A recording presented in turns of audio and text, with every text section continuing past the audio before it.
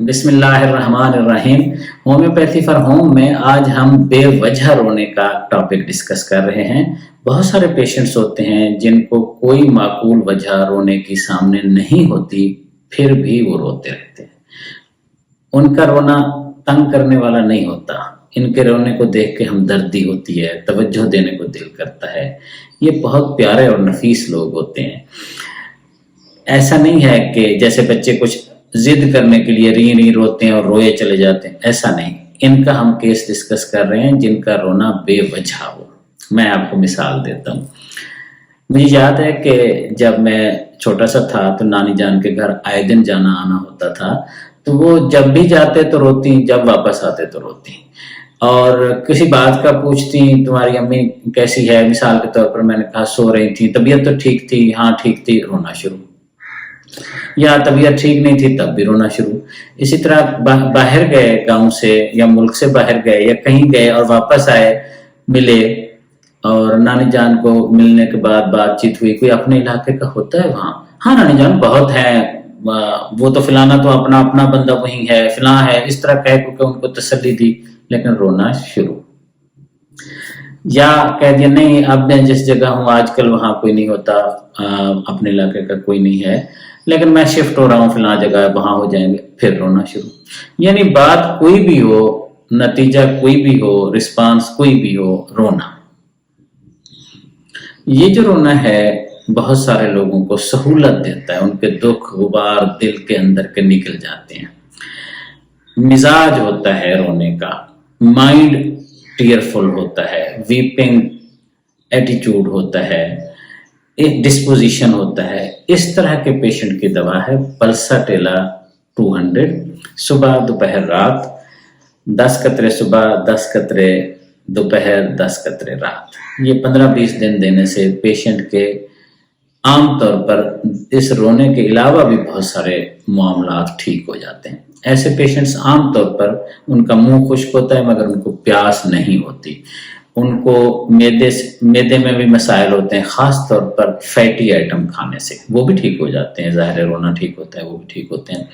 इनको गर्मी ज़्यादा लगती है और ख़ास तौर पर चेहरे और फेस पे ज़्यादा लगती है। इनको बाहर रहना अच्छा लगता है, आउटडोर होना अच्छा लगता है। इस तरह के पेशेंट को पल्साटेला 200 देने से आप ना सिर्फ उनका रोना बैलेंस कर सकते हैं, बल्कि उनके अंदर के जो दूसरे मसाइल हैं सेहत की खराबी के, वो भी खुद ब खुद ठीक हो जाते हैं। मैं थोड़ा सा डिस्कस फर्दर कर लेता हूँ। मुझे होम्योपैथिक डॉक्टर्स अक्सर कहते हैं कि कुछ रहनुमाई कर दिया करें जिससे हमें आइडिया हो कि आप मेडिसिन तक कैसे पहुँचते हैं। सीधी सी बात है, एक तो यही कि बेशुमार पेशेंट्स को डील करने के बाद, उनके एक्सपीरियंसेस, उनके मिजाज को समझने, डिस्कस करने के बाद ही मैं इस नतीजे पे पहुंचा हूं। मेरा पर्सनल एक्सपीरियंस सबसे अहम बात है। दूसरा ये कि जो लिटरेचर है उसको हम नहीं छोड़ सकते, उसी के अंदर रहते हुए सब कुछ कहते हैं। होम्योपैथिक लिटरेचर में आपने ये टॉपिक कैसे देखना है मैं मुख्तसरन अर्ज कर देता हूँ। माइंड चैप्टर में वीपिंग सब टाइटल होगा, सब टाइटल के अंदर होगा माइंड टीयरफुल। माइंड टीयरफुल के अंदर 171 होम्योपैथिक मेडिसिन है, 171, लेकिन पल्साटेला टॉप ग्रेड मेडिसिन है। अगर किसी पेशेंट की और कोई मेडिसिन है वो भी देख सकते हैं। मैं चूंकि एक जनरल पब्लिक को होम्योपैथी फॉर होम के टॉपिक के साथ डिस्कस कर रहा हूं, तो हमने होम्योपैथी पढ़ानी नहीं होती इसमें। उनके लिए हम असूली बात करते हैं कि पल्साटेला मोर देन 80% पेशेंट्स को परफेक्टली फिट बैठती है। इसके अलावा mind tearful and weeping constitution के अंदर, डिस्पोजिशन के अंदर काजलेस का है। कोई काज नहीं है तब भी बंदा रोने पे मिजाज इंसान का आता है। इसके अंदर 12 मेडिसिन हैं। पल्साटेला अगेन टॉप मेडिसिन है।